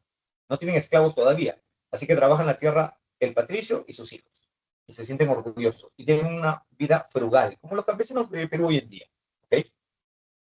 Pero los plebeyos viven en la ciudad de Roma y se dedican a la construcción, son algo así como maestros de construcción o los contratistas, ¿no? Se dedican a las artesanías y al comercio, y entonces se van enriqueciendo más rápido que los patricios que comienzan a decaer económicamente, no porque se hagan pobres, sino porque los otros se hacen más ricos. ¿Qué sucede? Los reyes etruscos comienzan a tratar de igualar políticamente, por eso se crea la asamblea centurial. Pero Tarquino el soberbio pide a los patricios pagar más impuestos para hacer algunas obras. Los patricios se niegan a aceptar cualquier proyecto del rey. ¿Qué hace el rey? Deja de reunirse con el Senado, ya no lo convoca, ya no se habla con ellos, ya no se reúne con ellos, y entonces convoca a reuniones de plebeyos, a quienes a cambio de otorgarles derechos políticos, les exige el pago de impuestos. Con estos impuestos, él va a hacer obras. Esas obras, ¿a quién se las va a encargar? A estos mismos plebeyos. Son los especializados en construcción, en obras públicas, y por ser muchos de ellos de origen etrusco, saben de arquitectura e ingeniería. Recuerden, los etruscos son los más, de los que han absorbido mejor las técnicas griegas de construcción. Los patricios o los romanos originales son incluso analfabetos. Esa es una. Dos, fundan la ciudad de Roma en la parte alta de la colina. ¿Por qué no la fundan abajo, que es mejor? Porque ni siquiera saben hacer un canal de desagüe. Chavín tiene un desarrollo tecnológico muchísimo superior a los que fundan la ciudad de Roma. Ojo con ese detalle. Y sin embargo, ¿no? Cuando llegan estos etruscos, que sí saben hacer canalizaciones, saben hacer arcos, saben traer el agua de las montañas a través de túneles y a través de arquerías, que le ponen una plataforma y el agua corre por acá y llega por pendiente a la ciudad, y luego por la pendiente puedes elevarla, y entonces te sale un chorro de agua, ¿no? Todo eso saben los etruscos, los romanos no saben. Entonces, para encargarse de la infraestructura, el rey Tarquino negocia con los plebeyos. Esta igualación de plebeyos es lo que provoca finalmente el rechazo de los patricios, que expulsan al rey y eliminan todos los derechos concedidos a los plebeyos. Esto va a desatar una guerra entre patricios y plebeyos, que es el periodo republicano. La república no es igualdad de derechos, la república es concentración de privilegios en manos de los patricios y eliminación de los derechos concedidos a los plebeyos. La palabra república a ustedes les suena igualdad ante la ley. Es exactamente lo contrario de lo que se quería. Es regresar a los antiguos privilegios. Pero durante el periodo republicano, los plebeyos que van a seguir dedicándose a las actividades comerciales, productivas, van a seguir enriqueciéndose. Y en ese caso van a comenzar a exigir sí o sí que los patricios les otorguen derechos de igual a igual. Esto va a ser lento, gradual. En primer lugar, van a exigir que no se alteren las leyes, ¿no? Al ser las leyes de transmisión oral, porque no tienen escritura, Los jueces pueden decir que existe la ley tal, y ellos no lo saben, porque no está escrito en ningún lugar. Y los únicos que han dado leyes, recuerden, son los patricios al fundar la ciudad. Estos ignoran cuáles son esas leyes. Las leyes se aprenden de padre a hijo, y estos no tienen papás que hayan dado leyes, así que ellos vienen con las costumbres de sus ciudades o sus poblaciones. Es por eso que van a exigir ¿qué cosa? Que la ley se ponga por escrito. Por primera vez aparecen las leyes escritas en Roma, que es la ley de las 12 tablas, estableciéndose entonces que esa ley se aplica por igual a patricios y plebeyos. Luego se establece el derecho a casarse entre patricios y plebeyos, que estaba prohibido. A eso se le llama la ley canuleica. Luego, el acceso de los plebeyos al consulado, a través de la ley licinia. El acceso de los plebeyos al sacerdocio, a través de la ley ogulnia. Y finalmente se establece que los acuerdos de la plebe o plebiscitos tengan el carácter de ley para los plebeyos, que es la ley hortensia. Los plebeyos también adquirieron el derecho a tener un representante en el Senado luego de una rebelión, ¿no?, por la cual se niegan a trabajar. Es la primera huelga de brazos caídos registrada por la historia. Se apartan de Roma y se trasladan al monte Aventino. Allí es que se niegan a seguir trabajando. Los patricios se dan cuenta de que sin los plebeyos no se puede funcionar la ciudad. Así que aceptan que un representante de los plebeyos vaya al Senado. Y si este plebeyo escucha alguna ley que puede afectar los intereses de los plebeyos, puede pararse y decir yo me opongo, ¿no? Ese es el famoso veto de los plebeyos, a través del tribuno de la plebe. Estas características, ¿no?, van a darle peculiaridad al sistema de gobierno romano durante la República. Durante la República también se van a desarrollar nuevas asambleas, ¿no?, o van a tener nuevas funciones. La asamblea primera por excelencia es el Senado, inicialmente compuesto, repito, por 300 individuos, proponía leyes, declaraba la guerra y firmaba la paz.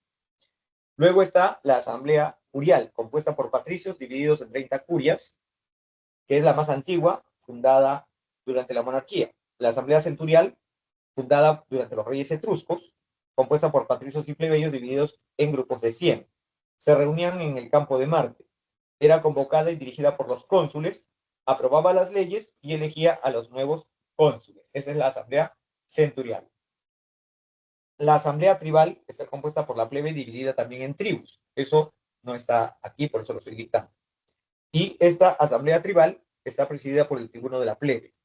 Los acuerdos tenían carácter de ley para los plebeyos y esta asamblea es la que elegía a los nuevos tribunos de la plebe. El tribuno de la plebe, recuerden, es el representante de los plebeyos en el Senado.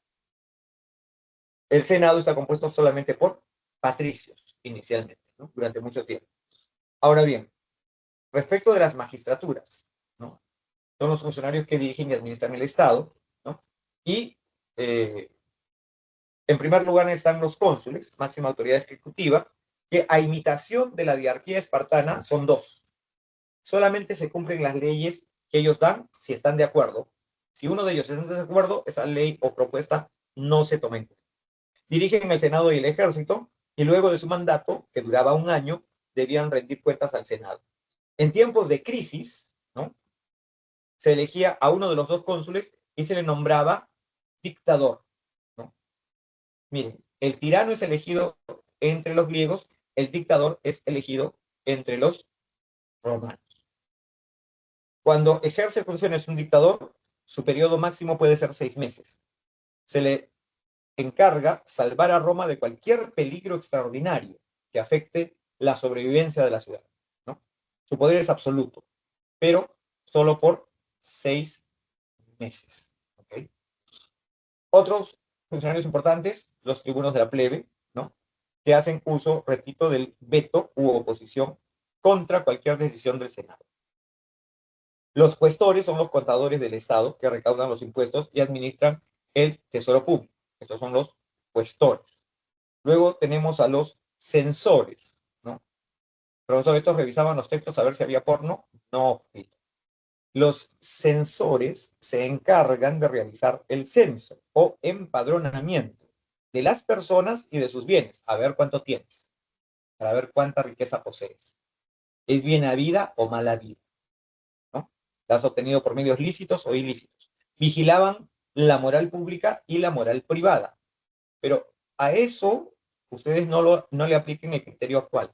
Por moral privada y moral pública, ellos se refieren a cómo gastan su dinero, siguiendo las mores, las costumbres de los ancestros, o siguiendo las costumbres extranjeras de los bárbaros.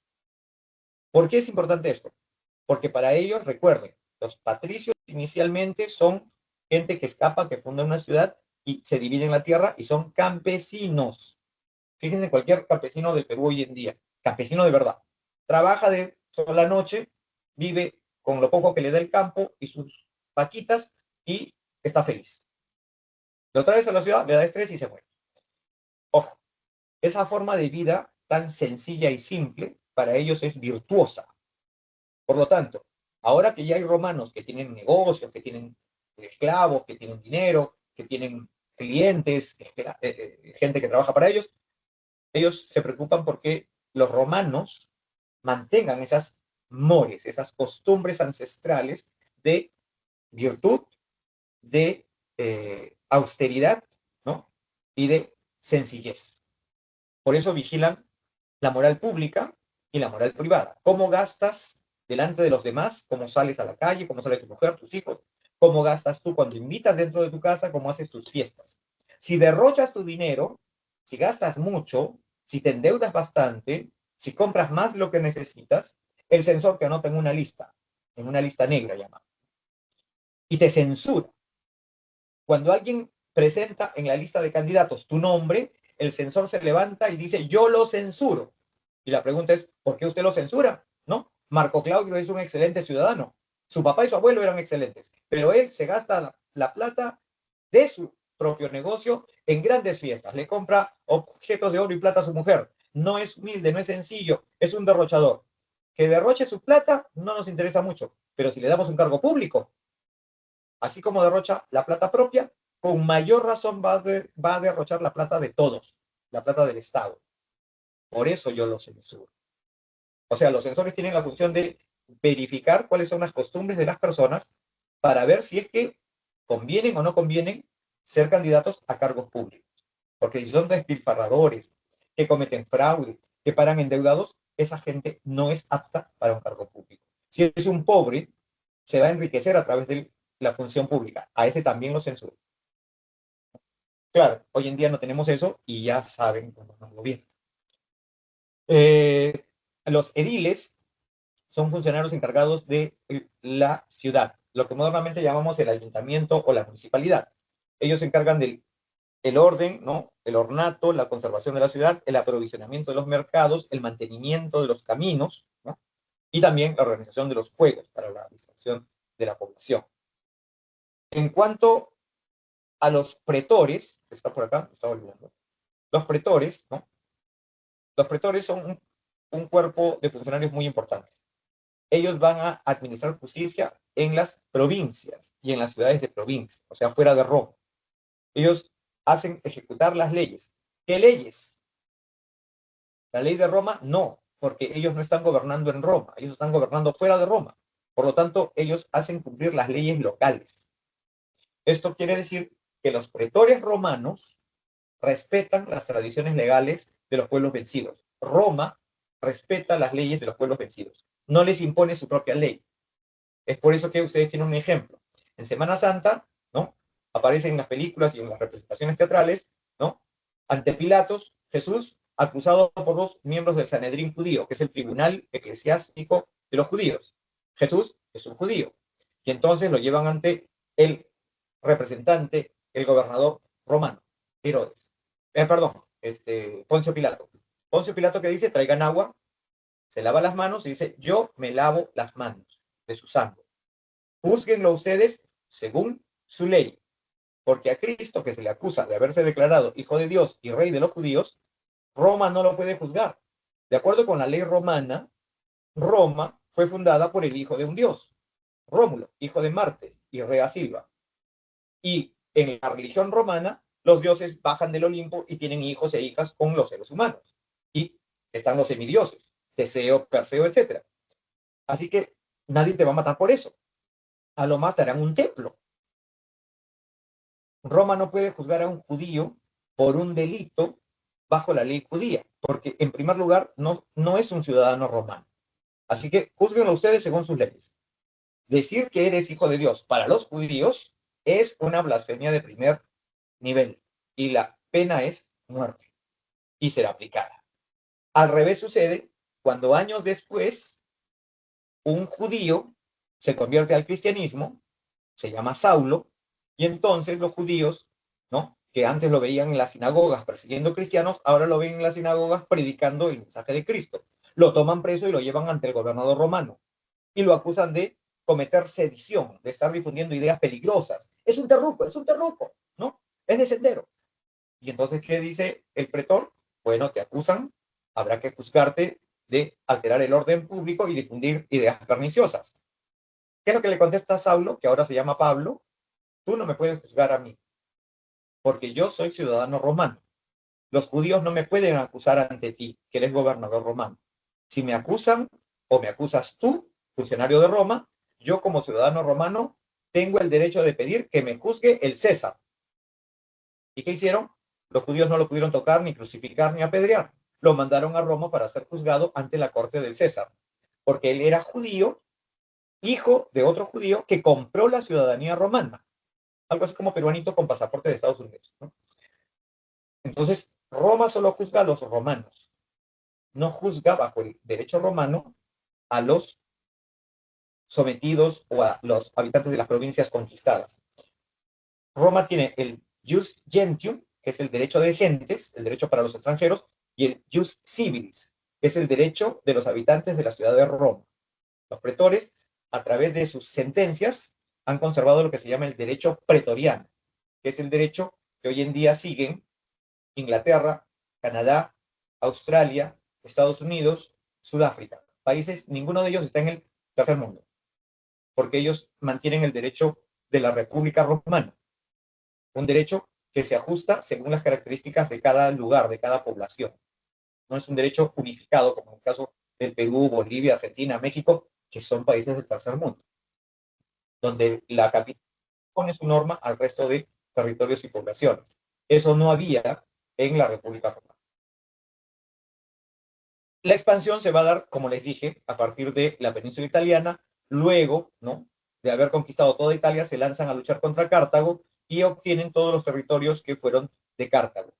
En apoyo de Cartago y en apoyo de las ciudades del sur, vinieron algunos reyes o apoyo militar de procedencia griega. Así que por ese lado se dedican después a atacar, ¿no?, a Macedonia, las ciudades de Grecia, Pérgamo y finalmente Siria. El último reino en ser conquistado en el Mediterráneo oriental será Egipto. ¿De dónde sacaron dinero para poder hacer semejantes guerras? De la conquista de Cartago.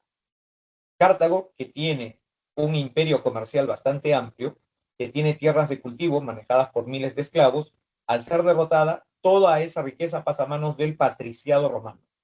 Este patriciado enriquecido decide enviar a la población a guerras más allá. ¿Por qué? Porque los soldados no reciben lo mismo que los patricios. Muchos patricios se han quedado en Roma, pero al ganar la guerra contra Cartago reciben tierras y esclavos en grandes cantidades, mientras que los soldados no reciben nada más que su soldadesca, su pago. Es ahí donde los romanos pobres, ¿no?, van a comenzar a soliviantarse, a exigir reparto de tierras, a exigir reparto de dinero o de comida a un precio especial. El patriciado se opone y para evitar un conflicto social, una guerra civil de plebeyos o de romanos pobres contra el patriciado rico, deciden ampliar las guerras más allá. Que vayan y mueran por allá y no fastidien por acá. Estas expansiones romanas, ¿no?, van a provocar a su vez la aparición de patricios sensibles a las exigencias de los plebeyos, y los plebeyos los van a nombrar tribunos de la plebe, siendo ellos patricios. Una familia importante serán los Graco, dos hermanos, Tiberio y Cayo, que van a impulsar reformas a favor de los plebeyos y a favor de los provinciales, o sea, las ciudades y territorios de Italia que apoyaron a Roma contra Cartago. Recordemos que Aníbal llega con un ejército y elefantes a atacar Roma, llega y entra en Italia, en la península italiana, pero ninguna ciudad se alía con él, todos lo rechazan, ¿no? Algo así como que hubiera venido San Martín acá y nadie le hacía caso. seguíamos con virreyes y seguíamos siendo españoles. Bueno, pero no pasó. El caso es que acá Roma no es atacada por Aníbal justamente porque no obtiene apoyos en ninguna de las poblaciones ni ciudades que fueron conquistadas por Roma. Y fueron conquistadas a sangre y fuego muchas de ellas. Pero ninguna se opone a Roma. Al contrario, apoyan a Roma. Porque Roma, luego de la conquista, generalmente les pone carteras, les pone acueductos, les mejora las condiciones de tráfico comercial y eso enriquece a estas ciudades. Dos, respeta sus leyes y sus sistemas judiciales. No les cambia la vida, no les cambia sus tradiciones ni su religión. Así que ven a Roma más bien como una garante de su seguridad. A pesar del daño que les ha hecho, ven que Roma después pasa a reconstruirlas y a fomentar, ¿no?, la integración de la economía local con Roma y con el mundo. Entonces, ninguna de estas les parece mal negocio desvincularse de Roma o independizarse de Roma. Apoyan a Roma. Finalmente, los cartagineses son derrotados por completo, ¿no? Y estas poblaciones que apoyaron a Roma recibieron la promesa, en algún momento, de que se les iba a otorgar por su lealtad la ciudadanía romana. El problema es que si Roma les entrega la ciudadanía, los ciudadanos de Roma están exonerados de impuestos. Y las tierras de los romanos no pueden ser expropiadas. Entonces, si el gobierno de Roma quiere hacer alguna obra pública por acá, ya no va a poder tocar esas tierras. Si Roma necesita impuestos, a esta gente de por acá o de por acá no les va a poder cobrar impuestos. Mientras no sean ciudadanos romanos, sus propiedades están en manos de Roma y su dinero puede ser saqueado a través de impuestos nuevos.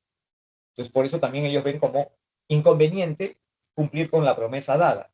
Pero los Graco van a exigir el cumplimiento de esa promesa, van a obtener el apoyo no solo de los plebeyos, sino también de provincianos, ¿no? O provinciales. Esto va a desatar, ¿no?, conflictos, asesinados ambos. Más adelante se va a desatar una guerra civil. La primera entre Mario y Sila, ¿no?, que va a provocar la aparición de las primeras masacres dentro de Roma y la toma del control de Roma por ejército. Mario es de origen campesino, mientras que Sila es de origen patricio y defensor de la oligarquía romana. Sila va a trasladarse al Asia para luchar contra Mitrídates, mientras que los demócratas de Roma toman el poder con Mario a la cabeza. Al asumir su consulado, sin embargo, muere Mario sorpresivamente. Esto ocurre, ¿no?, en el primer siglo antes de Cristo. Sila regresa entonces, ¿no?, derrota a los demócratas y se impone a través de represalias y matanzas. De esta forma se declara dictador, ¿no?, y con poder absoluto gobernará Roma. Mario había creado el ejército de carácter profesional, ¿no?, y esto es lo que va a ser usado después por Sila en contra de los seguidores de Mario. Ahora que existe un ejército profesional, antes los soldados eran convocados en cada año para la guerra y luego tenían que regresar para cultivar sus chacras. Pero como ahora el territorio de Roma es mucho más grande, mientras que te llaman y vas a pelear pueden pasarse 4 o 5 meses. Y mientras que regresas otros 4 o 5 meses. Y mientras peleabas eran 3 meses. O sea, te demoras año y medio fuera de tu casa. ¿Quién cultiva? Es ahí donde se les ofrece a los soldados tierras y parte del botín. Cuando el Senado de Roma no acepta esto, los generales amenazan al Senado con atacar Roma, ¿no? Y Mario lo va a hacer en más de una ocasión para poder obtener un pago para sus soldados. Ante el peligro de una acefalia después de la desaparición de Sila y de Mario en el gobierno de Roma, se crea el primer triunvirato entre los años 60 y 43 a.C., ¿no? Se alían Pompeyo, Julio César y Craso para evitar, ¿no?, más guerras internas. Sin embargo, esta unión va a provocar una nueva guerra civil. Craso, ¿no?, va a renunciar a la función de gobierno. Más que renunciar, en realidad lo renuncian. Él va a luchar al Asia y allí es vencido por partos, ¿no?, quienes lo ejecutan. Quedan entonces como únicos contendientes Julio César y Pompeyo. Pompeyo va a terminar apoyado por la oligarquía antigua, mientras que Julio César, ¿no?, ligado a Mario por alianzas matrimoniales, a la familia de Mario, se decanta por el apoyo a los plebeyos. Es algo así como el partido del pueblo. Este enfrentamiento entre Julio César y Pompeyo, ¿no?, va a provocar la prohibición del Senado de que Julio César siga ejerciendo función militar en las Galias, que tiene que presentarse ante el Senado en Roma. Julio César se traslada con sus tropas y cruza el río Rubicón, incumpliendo la prohibición que tienen los generales romanos. Los generales romanos victoriosos no pueden entrar en Roma con su ejército, tienen que entrar desarmados para dar cuentas al Senado de lo que han hecho. Y Julio César tiene varias acusaciones de malversación, violación de las normas, ataque a los aliados, etc. Así que sabe que lo van a juzgar. Entra con su ejército en Roma, Pompeyo y gran parte de los senadores huye, ¿no? Y esto va a desatar la persecución de Pompeyo posteriormente. Este enfrentamiento, ¿no?, termina con el asesinato de Pompeyo en Egipto, a donde se refugia luego de ser derrotado en la batalla de Farsalia, en las costas de Grecia. Julio César llega a Egipto, hace detener, juzgar y ejecutar al faraón que detuvo y asesinó a traición a Pompeyo, a quien primero cogió como refugiado político, y entonces coloca en el trono a la hermana del faraón, que es Cleopatra. Con ella pacta una alianza, ¿no?, y posteriormente se traslada a Roma. En Roma lo proclaman dictador y luego de un tiempo el Senado pretende, al parecer, declararlo rey de Roma, bajo el título de dictador perpetuo, como alguna vez se le nombró a Sila. Por ese motivo es asesinado, ¿no?, y se desata otra guerra civil. El peligro va a ser contenido por Marco Antonio, mano derecha de Julio César, quien establece el segundo triunvirato negociando con el sobrino de Julio César, que es llamado de Grecia, a donde había sido enviado a estudiar, que es Octaviano, y se asocia a ellos Lépido. Se reparten entonces el territorio, ¿no?, romano. Lépido administrará la zona de África, Marco Antonio se encargará de gobernar Oriente y Egipto, y Octaviano se encargará de controlar España, el norte occidental de África, ¿no?, y el mando de Occidente, mientras que el Senado se encarga de la península itálica y Roma en general. Para asegurar la paz entre Marco Antonio y Octaviano, Octaviano le entrega la mano de su hermana a Marco Antonio. Sin embargo, no se la lleva a él a Asia. Y en lugar de eso, se convierte en amante oficial y público de la reina Cleopatra.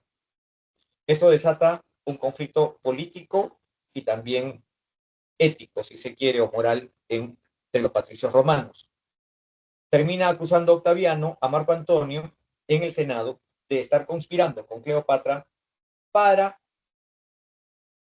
arrebatarle los territorios de Asia a Roma y entregárselos a Cleopatra. Y declara a Cleopatra enemiga de Roma, desatándose una guerra, ¿no?, entre Egipto y Roma. Derrotados en el combate naval de Accio el 31 a.C., Marco Antonio y Cleopatra se refugian en Egipto y se suicidan.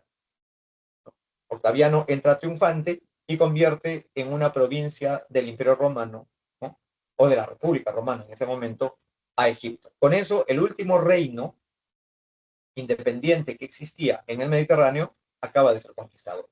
Todo el mundo conocido está en manos de Roma. Por eso, cuando Octaviano regresa, se le nombra príncipe pacificador del mundo, ¿no? Se le hace príncipe senatus, primero de los senadores, sumo sacerdote de Roma, ¿no?, y también imperator universalis, jefe de todos los ejércitos. Con todas estas funciones que ningún romano jamás había tenido, él pasa a gobernar desde su casa. Rechaza el cargo de cónsul y pasa a postularse como tribuno de la plebe. ¿Recuerden cuál es el poder del tribuno de la plebe? Con el veto calla a todo el Senado completo. Así que ahora, con el título y función de tribuno de la plebe, él controla y domina a todo el Senado. También tiene senadores que lo apoyan y se reúne con ellos, generalmente en su casa, los invita a cenar, para que al día siguiente estos senadores sean los que propongan las leyes, ¿no? A este periodo se le llama el Alto Imperio. Augusto se va a preocupar, ¿no?, como primer gobernante con estas características de reconstruir la ciudad de Roma, ¿no?, apoyar las artes, la cultura, la reconstrucción de grandes áreas. A este periodo se le llama por eso el siglo de Augusto. Destaca su amigo y socio Mecenas, ¿no?, un hombre del pueblo que termina enriquecido, ¿no?, y se va a dedicar a fomentar el desarrollo junto con Augusto. Uno de sus sobrinos, ¿no?, Claudio, será otro emperador destacado, quien conquista la región de Macedonia, Britania y Galicia. Nerón, hijo adoptivo de Claudio y sobrino también nieto de Augusto, último soberano de la dinastía de los Julios, termina incendiando Roma, ¿no?, e iniciando la primera persecución a los cristianos. Trajano es el emperador con el cual se conquista la Dacia, lográndose la máxima expansión. Anexa también la región de Armenia, parte de Mesopotamia y Asiria. Caracalla extiende la ciudadanía romana a todos los hombres libres del imperio, provocando una crisis fiscal. Recuerden, los que no eran ciudadanos pagaban impuestos. Ahora se establece la ciudadanía, pero también el cobro de impuestos, y esto va a generar disconformidad y poco a poco, ¿no?, se va a ir descontrolando el esquema económico del imperio. El Bajo Imperio, que presencia la crisis del siglo III hasta el final del siglo V, tiene factores climáticos, el desarrollo de varias enfermedades hasta ese momento poco conocidas, que se van a desatar como epidemias, ¿no?, y el descalabro económico, el desorden político y el desorden militar. Diocleciano, para mejor gobernar, divide en 4 regiones el imperio, estableciendo 2 Césares y 2 Augustos. Un César y un Augusto en Occidente, un César y un Augusto en Oriente. El caos que esto genera va a provocar guerras internas entre Césares y Augustos, desangrando aún más al imperio, hasta que Constantino restaura la unidad, ¿no? Se promulga el edicto de Milán y se cambia la capital de Roma a Constantinopla. Desde Oriente entonces pasa a gobernarse ahora el imperio.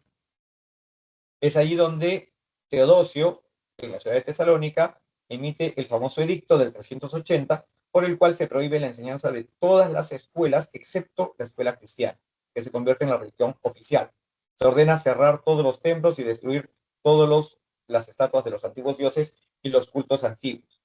Al morir, vuelve a dividirse el imperio, por orden suya esta vez, entre sus hijos Honorio y Arcadio. Arcadio es el mayor y se encarga de Oriente, y Honorio es el menor, un niño de 6-7 años, y se encargará del imperio, del territorio occidental. Mientras su minoría de edad, quien va a supervisarlo será un bárbaro, un general bárbaro que gozaba de la confianza de Teodosio. Este es el general Estilicón, quien va a dar su vida en defensa del imperio occidental, ¿no? A pesar de haber salvado el imperio para Honorio y de haberlo protegido, Honorio lo declarará traidor ya cuando sea mayor de edad y hará que se ejecute a su tutor y protector. El último de los emperadores de Occidente es Rómulo Augustulo, depuesto por el jefe de los Herulos, Odoacro, en Rávena en 476. Como ven, la capital ya ni siquiera era Roma, era Rávena, una ciudad mucho más segura que Roma. Ahora bien, ¿qué es lo que nos ha dejado el Imperio Romano? ¿Hasta aquí esta clase?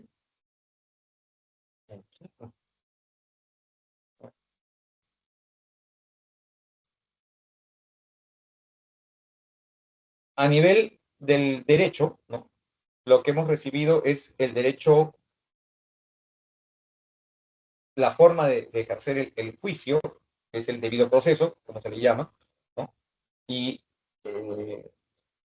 hay 2 formas o 2 tipos de legislación. El derecho imperial romano, a partir de Justiniano, que es lo que hereda Italia, Francia, España, Portugal, y que lo transfieren a sus colonias. Si ustedes ven los mapas de las colonias de esos países, toditas esos países que ahora son independientes, incluido el Perú, están en el tercer mundo. Pero los países que copiaron el derecho republicano del periodo de la República de Roma, Inglaterra es uno de ellos, todas sus ex colonias están en el primer mundo, excepto una o dos.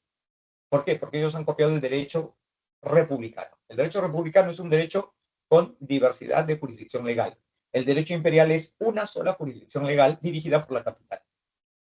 Y eso va a provocar el caos. ¿Cuándo se hunde Roma? Cuando impone la ley de Roma a todas las provincias, violando las costumbres, las tradiciones, afectando el ámbito económico, político, social de todas las poblaciones. ¿Qué genera? Rechazo y, finalmente, crisis interna.